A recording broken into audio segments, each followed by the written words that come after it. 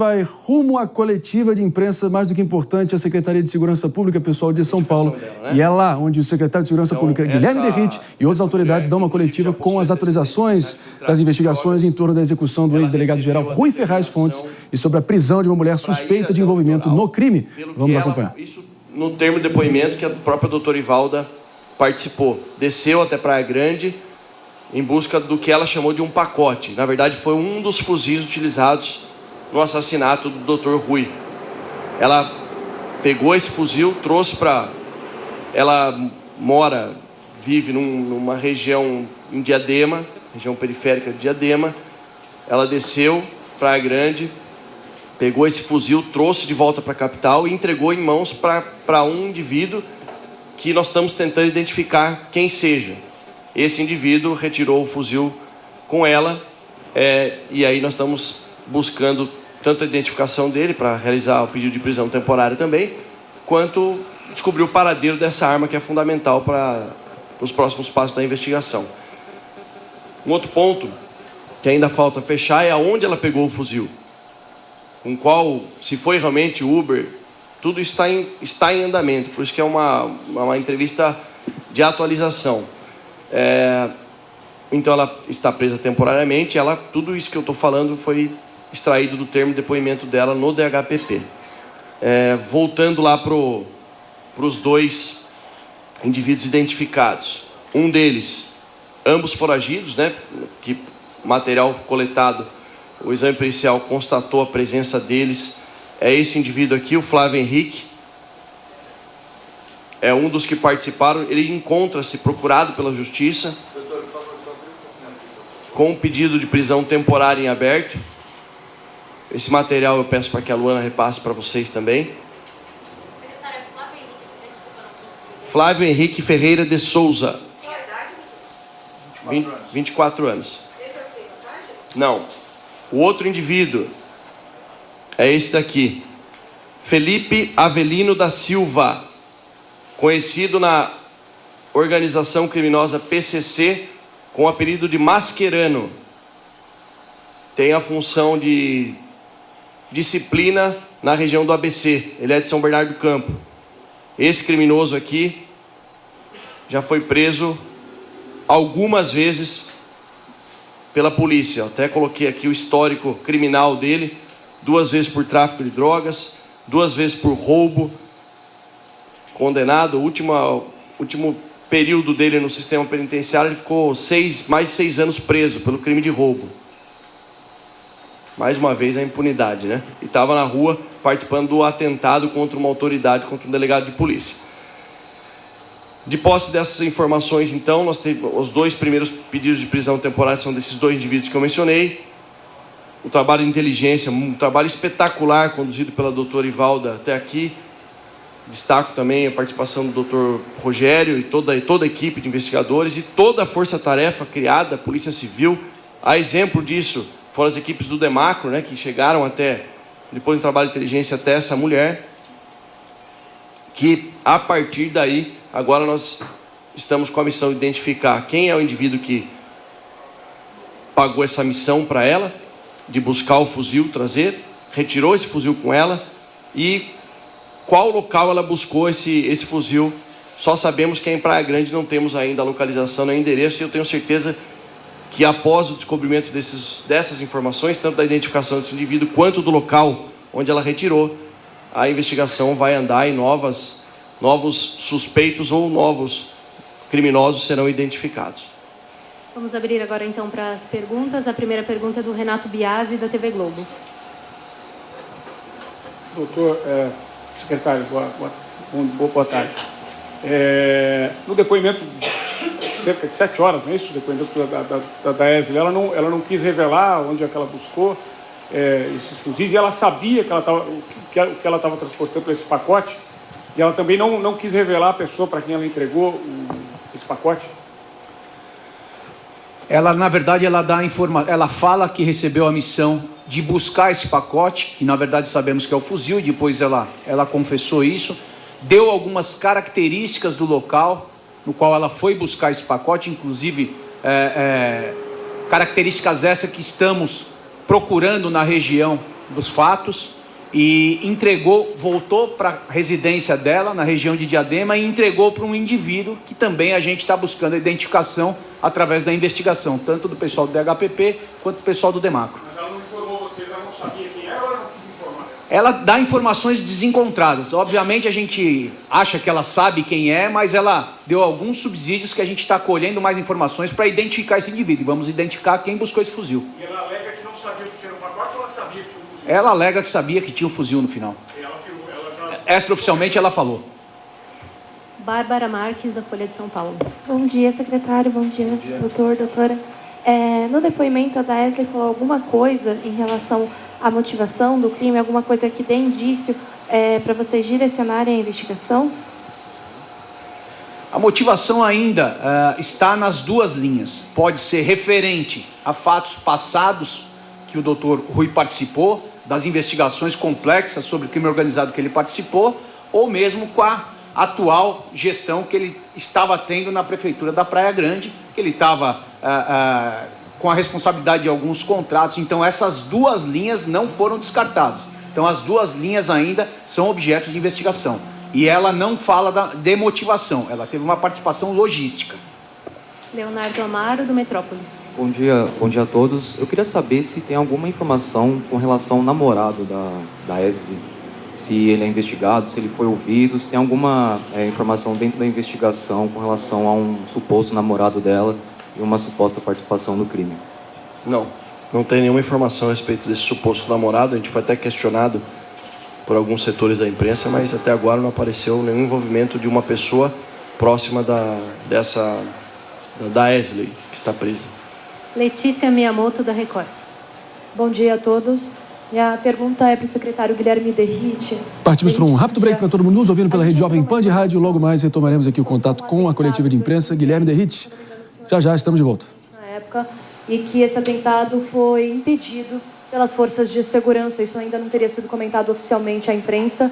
Isso procede? Tem alguma informação que a gente pode dizer sobre esse assunto?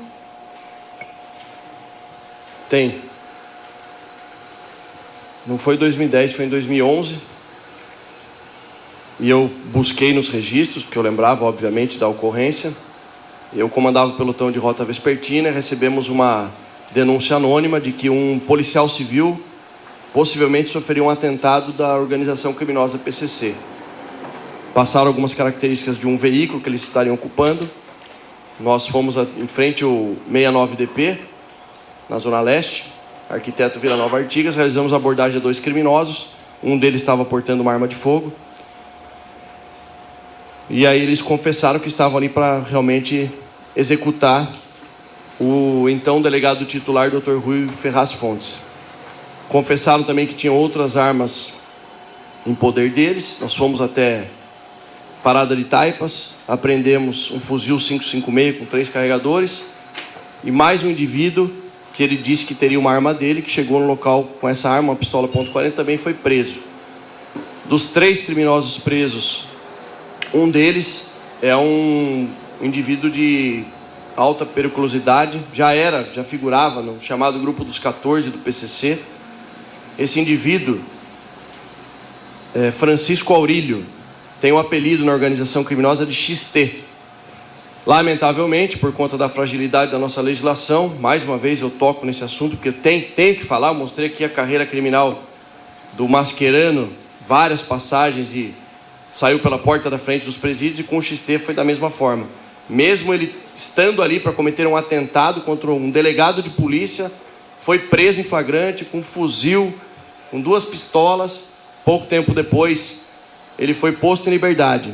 Em 2020, esse criminoso foi preso após cometer um atentado ultraviolento na cidade de Criciúma, Santa Catarina, inclusive que vitimou um soldado da Polícia Militar de Santa Catarina chamado soldado Esmeraldino, que até hoje recebe os cuidados da sua mãe e vive praticamente na cama.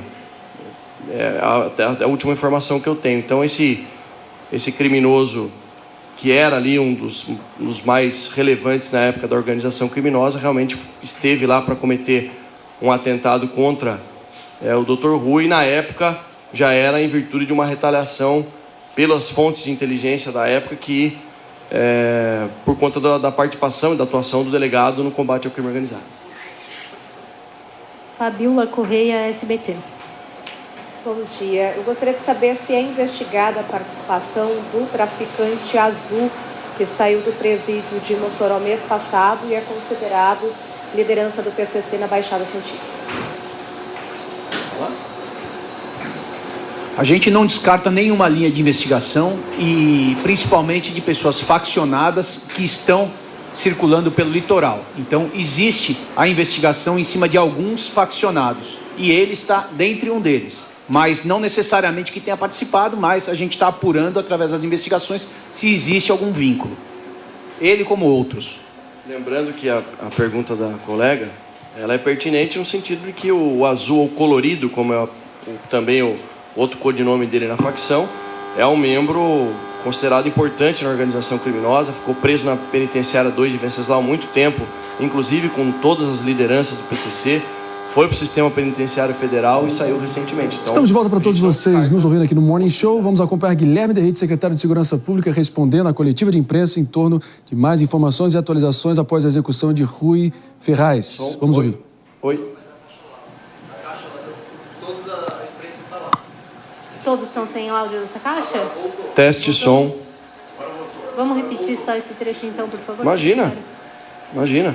Então eu mencionei, complementando a fala do nosso delegado-geral aqui, o Dr. Arthur, que a gente não descarta a possibilidade do azul ou do colorido, esse membro do PCC, porque ele saiu recentemente do Presídio Federal de Mossoró e ficou preso na penitenciária 2 de Venceslau muitos anos, na companhia aí de vários líderes do primeiro comando da capital. Júlia Sarmento, da Band. Bom dia a todas as autoridades. Queria perguntar a relação da Daesli, né? Ela fala se ela foi contratada, por quem ela foi contratada. Ela diz que recebeu uma missão, mas ela tem alguma participação, alguma relação já que a polícia saiba com o PCC? E eu queria perguntar também com relação a um terceiro veículo, né? A gente imagina, provavelmente tem informações de que eles saíram dali num terceiro carro. A gente já tem alguma informação nesse sentido de como eles fugiram ali daquele local e quantos, de repente, participaram dessa ação? Boa tarde. Na verdade, referente à primeira pergunta da senhora, qual é mesmo? Se a Daesli fala se foi contratada por alguém...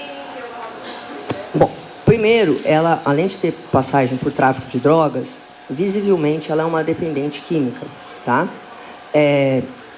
Então, ela recebe ali uma missão, provavelmente, né? E aí também, por favor, ela não falou em algum momento mas porque ela estava na mão de alguém ali que pediu que ela fizesse isso.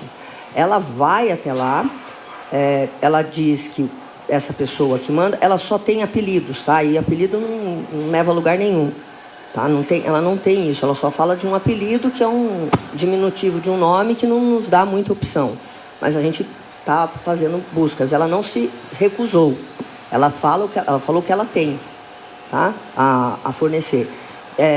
Mas ela teve essa participação, é isso que a gente tem. Tá? Não tem nada. Tá, óbvio que ele vai ser periciado, né? Mas num primeiro momento nós não temos nada assim que ali no celular. E essa foto que está circulando, necessariamente não é o namorado dela. Mas então não existe uma pessoa direta que ela fala assim que, como disseram que era um namorado, ou é uma pessoa X que... Não, olha, ela fala que é um conhecido dela, conhecido. Ela tem só um nome, vamos chamar carinhoso, que ela trata ele. Assim, que não nos leva a lugar nenhum, tá? A segunda parte da sua pergunta... Doutor Arthur, sobre o terceiro veículo, a gente ainda está fazendo buscas para ter uma identificação melhor do terceiro veículo, melhor disso. Agora, quantas pessoas participaram, diretamente vocês viram, né, que está nas imagens. Agora, indiretamente, é só com as investigações, que é a participação dessa que foi já presa, que é a pós-crime. Pós-crime, a retirada de uma arma do local. Agora, quem a levou, se tem alguma coisa a ver, ela não conhece o motorista, realmente não sabe mesmo, tá? Ela descreveu, mas também não nos leva a lugar nenhum. A gente passou para o setor de arte forense, tá? Nosso, para tentar fazer um retrato falado. Por isso que ela ficou bastante tempo, tá? A família esteve presente. Nós demos para ela, a senhora quer ligar para o advogado, nós esperamos a família chegar para que fosse tudo feito dentro da legalidade. Lucas Josino, da TV Globo. Bom dia. Por favor, vocês poderiam dizer o papel no crime, na execução, tanto do Felipe... Bom dia.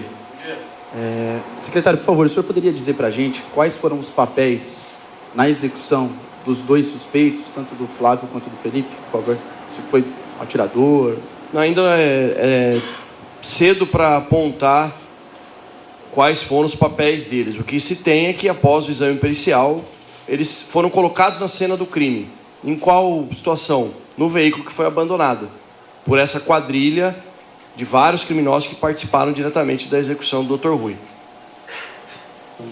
Yuri Cavalieri, da Rádio E assim retomamos o sinal aqui diretamente dos estúdios da Jovem Pan, Morning Show seguindo adiante, repercutindo os principais trechos e destaques aí das falas de Guilherme Derrite e as outras autoridades. Agora, que fique claro aqui, há essa possível conexão com um líder do PCC, responsável por ali fornecer todo o treinamento e a estruturação de uma espécie de célula especializada em mortes, emboscadas e manipulação ali de fuzis, chamada a Célula Restrita Tática do PCC, um ex-líder conhecido como Azul, que saiu de uma penitenciária federal no mês passado e que, de acordo com um ex-membro do PCC chamado Frank, nas redes sociais, ele soltou um vídeo dizendo que foi o Azul, que isso aí tem a digital do Azul. Claro, coisa que o próprio secretário Derrite não descartou nesse momento. Então, é claro que é importante como essas informações vão surgindo e vão municiando as autoridades aos poucos. Doutora Priscila Silveira, o que você achou? Sim, você sabe, Marinho, que no início do programa, quando nós comentávamos sobre a participação da moça que foi presa e está presa temporariamente, eu havia dito que precisava ver ali a questão da conduta dela. Mas a gente também precisa comentar aqui, depois dessa coletiva, que pode ser também, não se descarta, que ela possa estar coagida de alguma maneira, tendo em vista que ali ela não sabia o motorista, né? Eu até brinquei e falei, ninguém me manda uma mensagem mandando, então pode ter ali duas frentes. Uma, que ela sabia o que ela estava levando, e aí a participação dela evidentemente tem relevância, mas a partir do que a gente escuta aqui do secretário e da própria delegada, pode ser também que ela tenha sido forçada. E se houver essa coação, a gente descarta ali dentro da responsabilização do direito penal a forma como eu havia colocado inicialmente no programa. E é importante também dizer que duas frentes de investigação, como foi dito aqui, né, são colocadas. Claro que é muito prematuro, muito embora já se diga aqui que eles estão em busca, né, desses meliantes, muito embora eles tenham queimado o carro para poder afastar os vestígios ali, né, datiloscópicos, ou seja, os dedos e as marcas digitais, a polícia acaba de nos dizer que foi possível encontrá-los e por isso que foi pedida a prisão temporária desses dois suspeitos, desses dois investigados, enfim. Agora, o que chama atenção também é eles não cravarem, e até por obviedade não fazê-lo, nesse momento o quê? A motivação do crime, né? Na verdade, a motivação do crime vai ali influenciar para fins de responsabilização, porque que foi morto, ele foi. E assim, pelos meliantes, né, que já estão buscados. E o que isso representa dentro da responsabilidade? Se ele foi morto porque ele estava dentro do secretariado, que tem ali a ver com licitação, que pode ser, muito embora também possa ser pelo PCC, ou pelo decreto que teria sido ali pelo chefe da organização criminosa em 2019, pelo enfrentamento que ele teve durante todos esses anos na Polícia Civil do Estado de São Paulo, Marinho. E é impressionante como não falha, né? Mas, desculpa, é impressionante sim. Os 4 envolvidos e essa mulher, claro, no mínimo foi uma facilitadora, seja cúmplice ou envolvida, cooptada, e não importa, está presa, está detida, mesmo que seja temporariamente, mas os 4, incluindo ela, os 5 reincidentes, passagens na polícia. É a falência total do nosso sistema prisional, mais uma prova ali escancarada para esfregar que, da maneira tal qual está estruturado o sistema de justiça prisional e penal brasileiro, não tem a menor chance desse país passar incólume desse tipo de situação. Inclusive, a cabeça do Rui Ferraz estava a prêmio desde o ano 2000. E uma carta que vazou ontem, uma carta de 2019, ali uma espécie de conspirata do PCC, já tinha o nome dele desde 2019 na alça de mira dos caras. Inacreditável. Aninha. Marinho, a gente vê aí 2 problemas bastante endêmicos da nossa segurança pública num episódio só. De um lado, como o secretário Derrite colocou, tem a questão de que esses criminosos saíram em algum momento da penitenciária pela porta da frente. Ou seja, a punição que eles sofreram pelos crimes que cometeram não era suficiente, porque eles deveriam continuar presos, tanto que eles cometeram novos crimes ao saírem da penitenciária. E o segundo ponto é como a gente vê que existe uma verdadeira conversão de um presidiário para o crime organizado dentro dos presídios. Quando a gente fala em sistema prisional, a Constituição, ela fala em ressocialização, em uma tentativa de que dentro do regime fechado, essas pessoas consigam compreender aquilo que elas fizeram e, de alguma forma, retornarem à sociedade cientes de que fizeram errado e que não farão mais. Mas o que a gente tem visto na prática hoje é exatamente o contrário. A gente vê que dentro do sistema penitenciário, essas pessoas que muitas vezes nem são do crime organizado quando entram, acabam sendo convencidas ou coagidas a se tornar parte dessa facção, e isso explica muito do crescimento do crime organizado no Brasil nos últimos anos. Então, este episódio, ele escancara duas deficiências estruturais do nosso sistema punitivo e que precisam urgentemente ser analisadas e não fazer lei Dr. Rui para amanhã. Não, a gente precisa estudar isso a fundo para a gente conseguir mudar esse jogo, porque a sociedade está perdendo feio. Mais de 40 anos de serviço, chefiou a Polícia Civil até 2022. Como eu disse, um titã gigante, uma perda enorme e irreparável de um quadro assim, daquele que para acima de qualquer suspeita, quase unanimidade no meio dele. Enfim, e a gente vê essa tragédia toda. Se não for situações como essa, que criem o senso de urgência para a gente realmente virar o jogo completamente, de novo, é melhor fechar para a balança, é melhor entregar os pontos e reconhecer que nós somos um narco-estado e quem puder picar mula daqui. Coisa que eu prefiro acreditar que não seja o caso. Mano? Pois é, uma das questões importantes aí, né, nessa operação que a gente pode notar é como o funcionamento do PCC acaba ocorrendo muitas vezes por meio de células que têm certa autonomia operacional, né? Ou seja, não é de estranhar que de fato, essa mulher presa talvez não conhecesse o motorista, porque muitas vezes, né, a forma de recrutamento do PCC não é como se houvesse uma folha de pagamento CLT, que a pessoa bate cartão e trabalha com expediente fechado, né? É que há muitas vezes o recrutamento específico para um detalhe da operação com aquela pessoa que tem a sua ficha criminal ali, então ela vai sendo recrutada para crimes cada vez mais complexos, conforme, digamos assim, ela dá provas da sua capacidade delitiva. E, muitas vezes, ela não tem todos os detalhes do que vai ser feito, até por uma questão de autoproteção da quadrilha, que sabe que quando tem missões menores como essa, que é pegar uma sacola que tem um fuzil dentro de um ponto e levar para outro, né? Essa não é a mulher que deu o tiro. É claro que ela precisa ser punida com rigor, mas o ponto é que, para o próprio PCC, sabe que a chance dela ser pega é maior do que um outro criminoso de maior periculosidade, de maior especialidade e que, portanto, ela sabe menos mesmo para que ela não tenha o risco de comprometer pessoas que estão numa cadeia de comando mais expressiva dentro da organização criminosa. Então, esse tipo de funcionamento em células que tem certa autonomia é algo que a gente precisa notar para que o modo de combate ao crime organizado leve isso em conta e interrompa a ascensão criminosa desses meliantes, uma vez que eles são pegos. Porque é isso. Se eles voltam a reincidir, se eles progridem de regime e voltam para a cena do crime, o que acontece é que eles vão se graduando dentro do crime e fazendo cada vez atividades mais perigosas, mais graves e que geram mais danos à sociedade. A gente fez questão de exaltar a eficiência das corporações aí de segurança pública de São Paulo, mas eu acho que, com todo respeito às autoridades, a gente está cansado de ter que ver sempre, de 2 em 2 semanas, uma coletiva do DERIT aqui tendo que correr atrás do prejuízo após mais uma tragédia. Vem acontecendo com uma frequência, assim, sinceramente, enlouquecedora.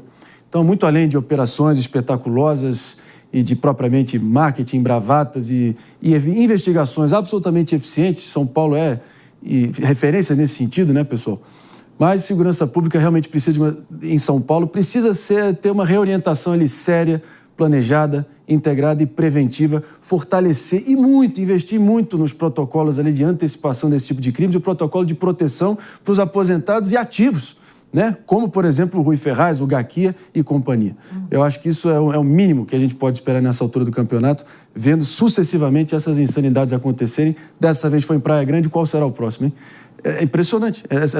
Toda hora esse tipo de coletiva. De qualquer forma, para quem está nos ouvindo pela Rede Jovem Pan de rádio, a gente vai se despedindo por aqui, vai ficando por aqui. Pânico daqui a pouco, Morning Show. Volta amanhã às 10. Tchau. Jota, Aninha, comentários aqui. Jota. Um breve comentário só sobre o que foi colocado, que eu achei muito importante nós ressaltarmos, da necessidade de combater essa escola do crime que é muitas vezes colocada, né? A Aninha colocou o que acontece dentro das cadeias, que eu sei que a Assembleia Legislativa do Estado de São Paulo já está avançando nesse sentido, que promoveu agora o projeto que visa acabar com a escola do crime, que é do deputado Guto Zacarias. O Mano comentou também sobre essa graduação, então o cara vai saindo e cada vez mais vai se adequando e, infelizmente, e de forma assustadora, a gente vê, ano após ano, a questão da segurança pública se consolidando sempre em primeiro lugar com a prioridade da população brasileira. E nós ainda não vemos mecanismos legislativos e políticas públicas adequadas para garantir o combate ao crime, que vai desde a proteção da blindagem desses profissionais, esses sim merecem blindagem, e ter direito à segurança, não somente durante a atuação, mas também durante a aposentadoria, né? E fica a pergunta, né? Claro que, enfim, falar aqui do estúdio, do ar-condicionado, é fácil. A gente reconhece a altíssima periculosidade, a complexidade e realmente quase a abnegação pessoal que todo oficial da segurança pública tem ao se dedicar à própria vida, em vida, para proteger a sociedade. Então, acho que o mínimo que o Estado mais rico, pujante e poderoso do país pode é garantir a vida daqueles que dedicaram a própria vida para nos proteger. Será que é pedir muito? Tem que realmente renovar todo o protocolo de proteção desses caras e muito a partir de agora, né?